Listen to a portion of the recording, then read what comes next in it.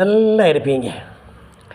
நாம் யாருடைய பொருளுக்கும் ஆசைப்படக்கூடாது அப்படிங்கிற ஒரு சப்ஜெக்டு நான் இன்று நாம் அதை பற்றி பார்ப்போமாக.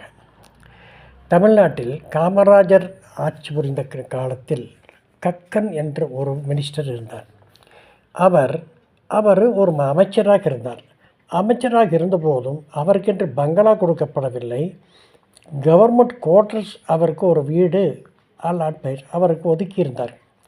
அந்த வீட்டில் அமைச்சராக இருந்த காலத்தில் அவர் நன்றாக இருந்தார். அவர் வீட்டுக்கு முன்பாக காய்கறி தோட்டம் அதெல்லாம் அவரே பயிரிட்டு அதிலிருந்து வருகிற காய்கறிகளை மட்டும் விலைக்கு வாங்காமல் செலவு செய்யாமல் அதை வைத்து கொண்டு உணவு செய்து கொண்டிருந்தார் என்ற ஒரு சரித்திரம் இருக்கிறது. இதே காலத்தில் அவர் அடுத்த முறை போட்டியிடும்போது அவர் டிஎம்கேவுடன் தோற்றுவிட்டவுடன் அந்த கவர்மெண்ட் ஒதுக்கப்பட்ட வீடு அவருக்கு கொடுக்கப்படவில்லை. அந்த நேரத்தில் அவர்கள் வீட்டில் இருந்தாலும் அந்த காய்கறி பயிரிட்டார்கள் அல்லவா, அதிலிருந்து காய்கறிகள் எடுத்துக்கொள்ள முயன்றபோது அவர் சொன்னார், இது இனி நமதல்ல, நம்முடைய ஆட்சி போய்விட்டது, இனி இது கவர்மெண்ட்டுக்கு சொந்தம், இதிலிருந்து ஒரு காயில் ஒரு இலை கூட நீங்கள் பீக்கக்கூடாது, எடுத்துக்கொள்ளக்கூடாது, அது தவறு என்று வீட்டாரை எச்சரித்தார். இதுதான் கக்கனுடைய நல்ல நடத்தை. நாம் எப்படி இருக்கிறோம்? எது கிடைச்சாலும் எடுத்துக்கொள்கிறோம் என்று நினைக்கிறதா?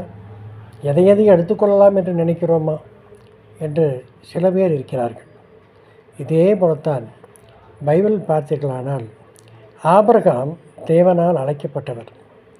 அவர் உன்னை பெரிய ஜாதியாக்குவேன் என்று சொன்னார்.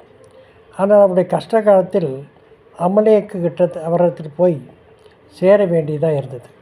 அமலேக்கியர் எடுத்து அவர் பிரியும் போது சொன்னார், நான் உன்னிடத்திலிருந்து ஒரு செருப்பையாகலும் வாரியாகலும் எதையாகலும் நான் உன்னிடத்திலிருந்து நான் எடுத்து போகவில்லை, உன்னால் தான் நான் பெரிய மனுஷன் ஆனேன் என்று சொல்லாதபடிக்கு என்னை நான் காத்து கொண்டேன், என்னை நடத்துபவர் ஆண்டவர், அவர் எனக்கு வேண்டியதை செய்வார் என்று ஒரு நல்ல விதமாக பதிலை சொன்னார். அவர் எப்படி போனார் அப்படியே திரும்பி வந்தார் என்பது சரித்திரம். நாம் எப்படி இருக்கிறோம்? பிறர் பொருளுக்கு ஆசைப்படுகிறோமா? பிறர் வீட்டில் போகும்போது எதையாவது கேட்டு வாங்கி கொள்கிறோமா? அப்படியெல்லாம் செய்யக்கூடாது என்பதுக்குத்தான் இன்றைய ஒரு நல்ல வசனத்தை உங்களுக்கு நான் சொல்லியிருக்கிறேன். மற்றவர்களுக்கு பார்த்து நாம் சிலதை கற்றுக்கொள்ள வேண்டும், நாமும் மற்றவர்களுக்கு பாடமாக இருக்க வேண்டும் என்று கூறி லைக் பண்ணுங்கள், ஷேர் பண்ணுங்கள், சப்ஸ்கிரைப் பண்ணுங்கள். நாளை சந்திப்போமா?